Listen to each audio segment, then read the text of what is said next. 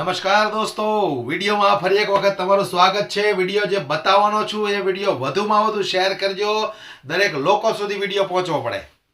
3 રાજ્યોના ચુનાવ ભારતીય જનતા પાર્ટી જીતી ગઈ, ત્યાર પછી કનૈયા કુમારનું જે ભાષણ સામે આવ્યું છે એ ભાષણ સાંભળીને તમે ચોંકી ઉઠશો।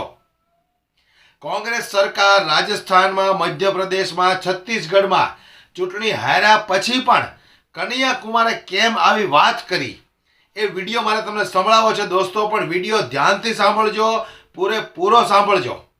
દરેક લોકો સુધી આ વિડીયો શેર કરો કે ચૂંટણી હાર્યા પછી કનૈયા કુમાર ખુલ્લા મંચ પરથી કેમ આવું બોલ્યા, અને આ સાંભળીને યુવાનોની અંદર જોશ, જુનૂન અને જાગૃતતા આજે પણ કાયમ છે। એ આ ભાષણ સાંભળ્યા પછી જોશ, જુનૂન અને જાગૃતતા આજે પણ આ જનતાઓની અંદર કાયમ રાખવા માટે કનૈયા કુમારે જે ભાષણ કર્યું છે સ્ટેજ ઉપરથી, એ ભાષણ તમે સાંભળો। 2 दिन पहले मैं टीवी देख रहा था, आपके यहाँ से एक लड़के ने फोन किया कि चुनाव हार गए हैं, आएंगे कि नहीं आएंगे। हमने कहा चुनाव हारे हैं, हमने कहा चुनाव हारे हैं, दिल नहीं हारे हैं, जज्बा नहीं हारे हैं। संघर्ष हमारा जारी है और ये जारी तब तक रहेगा जब तक संविधान पे खतरा मंडरा रहा है।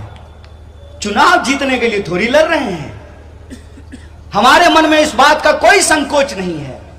इसीलिए हम अपने आप को कहते हैं कि हम लोग स्पार्टाकस के वंशज हैं। इस देश में जब इंसान को पहली बार गुलाम बनाया गया था, उस गुलामी के खिलाफ लड़ने वाले जो लोग थे, उस विरासत का हिस्सा हैं हम समझते हैं कि हमारी लड़ाई साहू महाराज के विचारों को आगे ले जाने की लड़ाई है, हमारी लड़ाई महात्मा फूले के विचारों को आगे ले जाने की लड़ाई है, हमारी लड़ाई डॉक्टर बाबा साहब भीमराव अंबेडकर और शहीद आजम भगत सिंह के सपनों का भारत बनाने की लड़ाई है। इसलिए हम संघर्ष कर रहे हैं। चुनाव हो गया, चुनाव के परिणाम के बाद टीवी पे एक नारा लग रहा था कि राज तिलक की करो तैयारी, आ गए हैं भगवाधारी। इसकी खास जिक्र मैं आपको यहां करना चाहता हूं। अव्वल तो यह आप देख रहे हैं झंडा, अपने चारों तरफ इस झंडे को देख लीजिए, कोई ऐसा झंडा नहीं है जिसमें भगवा रंग नहीं है। प्रॉब्लम भगवा से नहीं है, प्रॉब्लम भगोरों से है। ये भगोरे कौन है ये मैं आपको बताता हूं। आजकल प्रधानमंत्री घूम घूम करके कहते हैं कि मोदी की गारंटी है। हम बोले तब मानेंगे जब यशोदा माई आकर के बोलेगी किस आदमी के गारंटी पे भरोसा करना है कि नहीं करना है।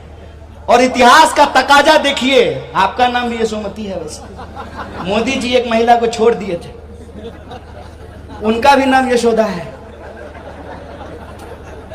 एक खास जिक्र मैं आपके सामने कर रहा हूं।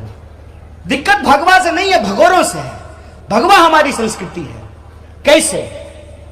तथागत महात्मा बुद्ध राज तिलक छोड़ करके तथागत बुद्ध हुए थे कि नहीं हुए थे?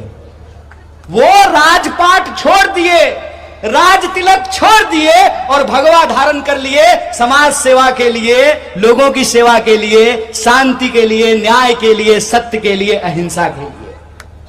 आजकल कुछ ऐसे लोग हैं ना सर, राजपाट प्राप्त करने के लिए भगवा धारण कर ले रहे हैं। इसके बारे में आप विचार कीजिएगा। बस अचानक से उनके मन में भगवा के प्रति प्रेम पैदा हुआ है। क्यों? क्योंकि उनको लगता है कि शॉर्टकट रास्ता है। नहीं, 14 फरवरी को गुलाब का फूल दे देंगे, आई लव यू टू हो जाएगा। इतना इजी लगता है उनको सत्ता प्राप्त कर लेना। और मैं तो कहता हूं कि बहुत अच्छा हुआ है, 5 राज्यों के चुनाव परिणाम से भारतीय राष्ट्रीय कांग्रेस के किसी भी कार्यकर्ता को हतोत्साहित होने की जरूरत नहीं है, क्योंकि आपने उनकी सांप्रदायिक राजनीति को, हिंदू मुसलमान की राजनीति को, रोजी रोटी कपड़ा मकान की राजनीति पे खींच करके लाए हैं। यह आपकी जीत है। आपको यह बात स्वीकार करना चाहिए। आपको यह बात स्वीकार करना चाहिए कि प्रधानमंत्री ने बहुत कोशिश की दंगा भड़काने की, लोगों को लड़ाने की, लेकिन जो कांग्रेस पार्टी की गारंटी थी उसका जवाब उनको देना पड़ा। और जवाब में जानते हैं क्या हुआ? लोग कहते हैं ना, चाम का जवान है, बोलने में कौन सा जीएसटी लगता है, कुछ भी बोल दो। कांग्रेस पार्टी ने गारंटी लिया कि 500 रुपया में सिलेंडर देंगे। प्रधानमंत्री ये दिल मांगे मोर, बोलना ही है। मंच पे गए और जाकर के बोले कि हम 450 रुपया में सिलेंडर देंगे। मैं सच बोल रहा हूं। उन्होंने कहा कि हम 450 रुपया में सिलेंडर देंगे। मैं तो अमरावती के और महाराष्ट्र के विदर्भ के लोगों से यह अपील करना चाहता हूं कि छत्तीसगढ़ में सरकार आएगी तो 450 में देंगे, राजस्थान में आई है तो 450 में देंगे, महाराष्ट्र में तो है। मांगना शुरू कीजिए शिंदे जी से। 450 में सिलेंडर बोलो कब दे रहे हो। तमाम महिलाएं सिलेंडर लेकर के रोड पे बैठ जाइए और मैडम जो रील बनाते रहती हैं उनके घर के सामने, और हनुमान चालीसा लेके जाइएगा, क्योंकि उनको हनुमान चालीसा से बहुत प्रेम है। हनुमान चालीसा पढ़ करके कहिएगा, जय हनुमान ज्ञान गुण सागर, जय कपीस तिहुँ लोक उजागर। या बताओ कि 450 रुपया में कब मिलेगा सिलेंडर। मांगना शुरू कीजिए। आपको फर्क करना है कि भक्ति क्या है और आडंबर क्या है, सत्य क्या है और सत्ता क्या है, देश क्या है और दोस्त क्या है। इसका फर्क आपको करना पड़ेगा। आपको फर्क करना पड़ेगा कि आपका रूप रंग धारण करके, आपकी भाषा बोल करके, आपके नारों को हवा में उछाल करके कौन आपको ठगने का प्रयास कर रहा है, कौन आपके अधिकारों को छीन रहा है, कौन आपके मत पे कब्जा कर रहा है, कौन आपके वोट पे कब्जा करके आपके जरूरत की चीजों को आपके दोस्त की तिजोरी में पहुंचा रहा है। यह खेल आपको समझना पड़ेगा। यह प्रश्न आपको खुद से पूछना पड़ेगा कि सचमुच अच्छे दिन आए क्या। यह प्रश्न आपको खुद से पूछना पड़ेगा कि इससे पहले भी गारंटी दी गई थी, उसमें से कौन सी गारंटी पूरी हुई है। यह प्रश्न आपको खुद से पूछना पड़ेगा। और बड़े बड़े दावे किए जाएंगे। आजकल एक दावा किया जा रहा है कि हम तेजी से दुनिया का सबसे मजबूत अर्थव्यवस्था बन रहे हैं। बहुत बढ़िया बात है। तो इसका असर जो है हमारे खाते में दिखाई देना चाहिए ना। नहीं, अगर देश, इसमें कोई दो राय नहीं है ना कि देश देश के लोगों से बनता है। ये तो मोदी जी भी कहते हैं कि हमारे देश के 140 करोड़ लोगों से देश बनता है। इसमें तो कांग्रेस भाजपा आपस में कोई लड़ाई नहीं है। सब कहते हैं कि देश देश के लोगों से बनता है। तो मेरा एक सीधा सवाल है कि देश की अर्थव्यवस्था अगर दुनिया की सबसे मजबूत अर्थव्यवस्था बन रही है, तो कल तक अगर मैं स्प्लेंडर चला रहा था तो आज मेरे पास मारुति कार होगा, है कि नहीं। अगर मैं मारुति कार चला रहा था तो मेरे पास फॉर्च्यूनर होगा। ताई आपके पास फॉर्च्यूनर है तो कल को आपके पास मर्सिडीज होना चाहिए। तब न समझेंगे कि देश की अर्थव्यवस्था मजबूत हो रही है।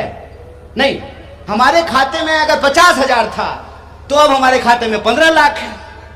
तब न समझेंगे कि देश मजबूत हो रहा है। देश मजबूत हो रहा है और 80 करोड़ लोग 5 किलो अनाज लेने के लिए लाइन में लगे हुए हैं। बताइए, है कि नहीं? बोलिए। तो हमारे मन में यह प्रश्न आना चाहिए ना कि हम दुनिया की सबसे, और हम निगेटिविटी नहीं फैला रहे हैं, हम बहुत पॉजिटिव हैं। हम निगेटिविटी इसलिए नहीं फैला रहे हैं ना कि हमको निगेटिविटी फैलाने की जरूरत नहीं है। हम बस आपको सच दिखा रहे हैं। देख रहे हैं हमारे साथ क्या हो रहा है। शिक्षा हमसे छीनने की साजिश, स्वास्थ्य हमसे छीनने की साजिश, ट्रांसपोर्ट हमसे छीनने की साजिश, कम्युनिकेशन हमसे छीनने की साजिश। तो हमारे पास बचा क्या है? कौन सी ऐसी चीजें थी जिसकी वजह से इंसान को हजारों साल गुलाम बना करके रखा गया? मैं आपको बताता हूं। 1947 से पहले इस देश में सभी जाति को जमीन खरीदने का अधिकार नहीं था। यह मराठवाड़ा का जो इलाका था, पूरी की पूरी जमीन हैदराबाद के निजाम के नाम थी। और जो निजाम के गुंडे थे जिनको राजाकार कहा जाता था, वो जमींदार बनकर के हमारे ऊपर शासन करते थे। खेत पे खेती हम करते थे, लगान वसूल करके वो ले जाते थे। हम गरीब के गरीब होते जाते थे, वो अमीर के अमीर होते जाते थे। यही व्यवस्था थी ना। और सबको पढ़ने का अधिकार नहीं था। महाभारत में यह लिखा हुआ है कि एकलव्य को द्रोणाचार्य ने शिक्षा देने से मना कर दिया। और जब एकलव्य ने अपने अभ्यास से धनुष चलाना सीख लिया, इस बात की जानकारी जब द्रोणाचार्य को हुई तो द्रोणाचार्य ने एकलव्य का अंगूठा काट लिया। સાંભળ્યું ને? તો વધુમાં વધુ વિડીયોને શેર કરો અને દરેક લોકો સુધી પહોંચાડો, કારણ કે 2024ની ચૂંટણી હજી બાકી છે. 2024ની ચૂંટણીમાં કનૈયા કુમારનું કહેવું છે કે ભારતીય જનતા પાર્ટીને કોઈ પણ સંજોગોમાં સત્તામાં આવવા નથી દેવાની. તો 2024ની અંદર આપણે જોવાનું છે કે જનતા કેટલો સાથ આપે છે, કેટલું સમર્થન આપે છે અને કેવું પરિવર્તન ભારત દેશની અંદર થાય છે. વિડીયો વધુમાં વધુ શેર કરજો અને પસંદ આવ્યો હોય દોસ્તો તો લાઈક કરવાનું ભૂલશો નહીં.